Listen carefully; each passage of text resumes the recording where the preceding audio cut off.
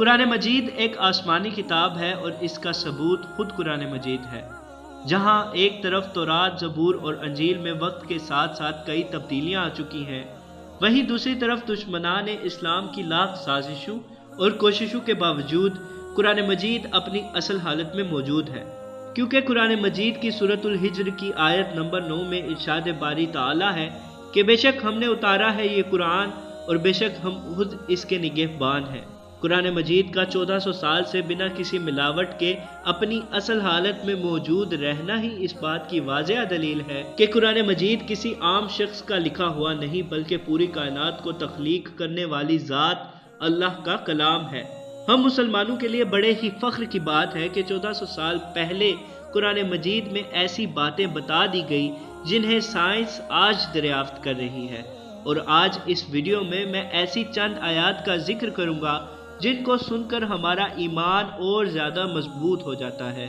لیکن اس سے پہلے میں بتاتا چلوں کہ قرآن مجید سائنس کی کتاب نہیں بلکہ سائنس کی کتاب ہے، اور قرآن میں بھی اللہ فرماتا ہے کہ عقل مندوں کے لیے نشانیاں ہیں۔ ناظرین، بگ بینگ کے بارے میں بہت سے سائنسدانوں نے ریسرچ کی، لیکن 1978 میں ایلن پینزیاس اور ووڈرو ونسن کو نوبل پرائز دیا گیا تھا کیونکہ انہوں نے اس دھماکے کی ریڈیشنز، جنہیں cosmic microwave background radiations کہا جاتا ہے، 1965 میں دریافت کر لی تھی۔ لیکن 1400 سال قبل قرآن مجید میں اللہ تعالیٰ نے ہمیں بگ بینگ کے بارے میں پہلے سے آگاہ کر دیا تھا۔ سبحان اللہ!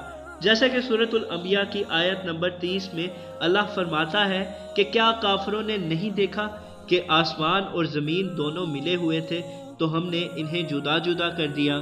اور آگے دیکھیے کہ اللہ تعالیٰ فرماتا ہے کہ ہم نے تمام جاندار چیزیں پانی سے بنائی، اور آج سائنس بھی اس بات کو تسلیم کرتی ہے کہ زمین پر زندگی پانی کی وجہ سے ہی وجود میں آ سکی ہے۔ 1400 سال پہلے نازل ہونے والا قرآن کسی عام انسان کا لکھا ہوا نہیں ہو سکتا۔ دو ایسے سمندر جو مل کر بھی کبھی نہیں ملتے، اور یہ آج ہی کے دور میں دریافت ہوئے، لیکن ہمیں قرآن میں 1400 سال پہلے ہی ان سمندروں کے بارے میں آگاہ کر دیا جاتا ہے۔ جیسا کہ سورہ رحمان کی آیت نمبر 19 اور 20 میں ہے، اسی نے دو دریا رواں کیے جو آپس میں ملتے ہیں، دونوں میں ایک آڑ ہے کہ اس سے تجاوز نہیں کر سکتے، یعنی ایسے دو سمندر جو مل کر بھی کبھی نہیں ملتے۔ ہمیں آپ صلی اللہ علیہ وآلہ وسلم کی مبارک زندگی سے پتہ چلتا ہے کہ انہوں نے کبھی سمندری سفر نہیں کیا، اور یہ دو دریا الاسکا میں ہیں۔ سبحان اللہ! بے شک یہ قرآن اللہ کا کلام ہے۔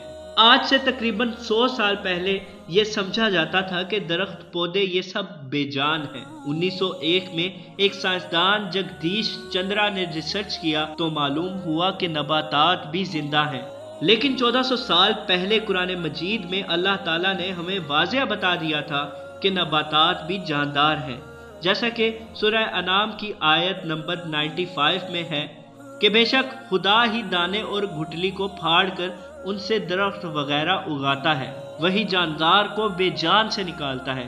ذرا غور فرمائے، اللہ تعالیٰ نے جاندار کو بے جان سے نکالنے کی بات کی ہے۔ سبحان اللہ! کون جانتا تھا 1400 سال پہلے کے نباتات بھی جاندار ہوتے ہیں؟ اللہ تعالیٰ نے یہاں بیج کو بے جان کہا اور بیج سے نکلنے والے پودے کو جاندار۔ سبحان اللہ! ہم ہمیشہ سے سوچتے تھے کہ بادل بہت ہلکے ہوتے ہیں کیونکہ ہم بادلوں میں سے پرندوں کو اڑتا ہوا دیکھتے تھے، جہازوں کو بادلوں میں سے گزرتا ہوا دیکھتے تھے، لیکن کیا آپ کو پتا ہے کہ موجودہ سائنسی ریسرچ سے پتا چلا کہ بادل وزنی ہوتے ہیں، اور صرف وزنی نہیں، بہت وزنی۔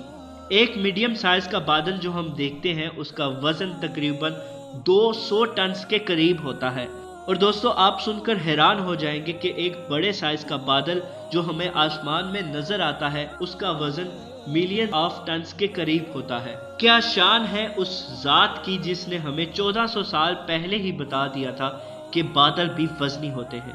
سورہ اعراف کی آیت نمبر 57 میں اللہ فرماتا ہے، اور وہی تو ہے جو اپنی رحمت یعنی بارش سے پہلے ہواؤں کو خوشخبری بنا کر بھیجتا ہے، یہاں تک کہ جب وہ بھاری بھاری بادلوں کو اٹھا لاتی ہے تو ہم اس کو ایک مری ہوئی بستی کی طرف ہانک دیتے ہیں، پھر بادل سے بارش برساتے ہیں، پھر بارش سے ہر طرح کے پھل پیدا کرتے ہیں۔ اسی طرح ہم مردوں کو زمین سے زندہ کر کے باہر نکالیں گے۔ یہ آیات اس لیے بیان کی جاتی ہے تاکہ تم نصیحت پکڑو۔ नाजरीन ज़रा इस आयत को गौर से देखिए, और वही तो है जो अपनी रहमत से पहले हवाओं को खुशखबरी बनाकर भेजता है, यहाँ तक कि जब वो भारी भारी बादलों को उठा लाती है।